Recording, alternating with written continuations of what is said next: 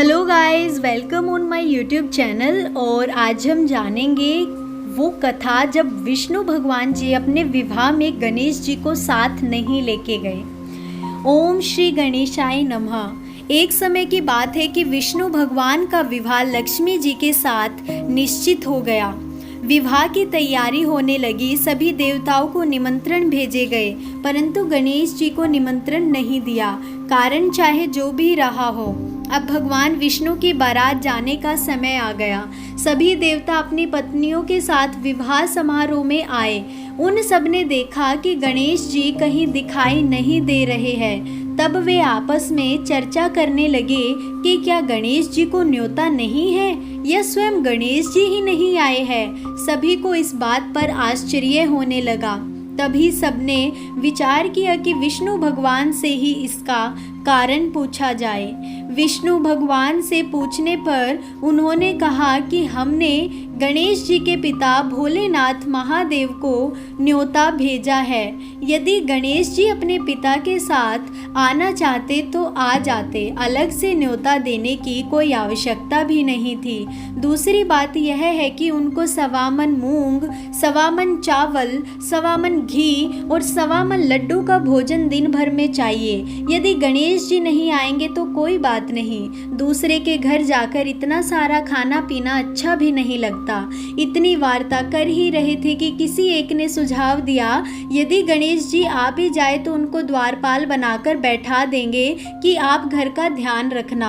आप तो चूहे पर बैठकर धीरे धीरे चलोगे तो बारात से बहुत पीछे रह जाओगे। यह सुझाव भी सबको पसंद आ गया, तो विष्णु भगवान ने भी अपनी सहमति दे दी। होना क्या था कि इतने में गणेश जी वहां आ पहुँचे और उन्हें समझा बुझाकर घर की रखवाली करने बैठा दिया। बारात चल दी। तब नारद जी ने देखा कि गणेश जी तो दरवाजे पर ही बैठे हुए हैं, तो वे गणेश जी के पास गए और रुकने का कारण पूछा।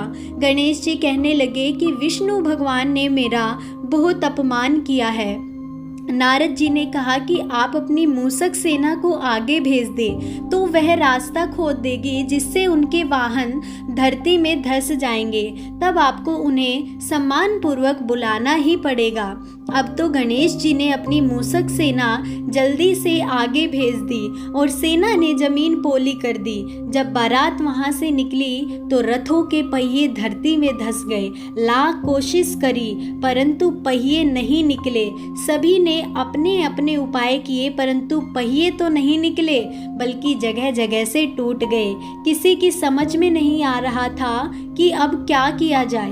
तब तो नारद जी ने कहा, आप लोगों ने गणेश जी का अपमान करके अच्छा नहीं किया। यदि उन्हें मनाकर लाया जाए तो आपका कार्य सिद्ध हो सकता है और यह संकट टल सकता है। शंकर भगवान ने अपने दूत नंदी को भेजा और वे गणेश जी को लेकर आए। गणेश जी का आदर सम्मान के साथ पूजन किया। तब कहीं रथ के पहिए निकले। अब रथ के पहिए निकल तो गए परंतु वे टूट फूट गए, तो उन्हें सुधारे कौन। पास के खेत में खाती काम कर रहा था, उसे बुलाया गया। खाती अपना कार्य करने से पहले श्री गणेशाय नमः कहकर गणेश जी की वंदना मन ही मन में करने लगा। देखते ही देखते खाती ने सभी पहियों को ठीक कर दिया। तब खाती कहने लगा कि हे देवताओं, आपने सर्वप्रथम गणेश जी को नहीं मनाया होगा और ना ही उनकी पूजन की होगी, इसलिए तो आपके साथ यह संकट आया है। हम तो मूर्ख अज्ञानी हैं, फिर भी पहले गणेश जी को पूजते हैं, उनका ध्यान करते हैं। आप लोग तो देवता गण हैं, फिर भी आप गणेश जी को कैसे भूल गए।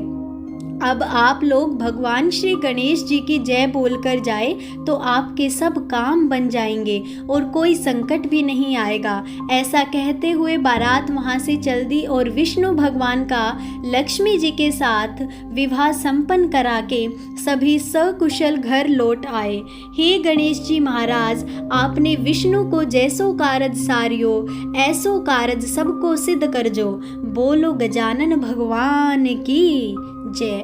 तो आपको हमारी ये कथा कैसी लगी हमें कमेंट करके ज़रूर बताइएगा। सब्सक्राइब करके रखिएगा हमारे चैनल को and press the bell icon ताकि आपको आने वाली सारी नोटिफिकेशंस मिले। Thank you.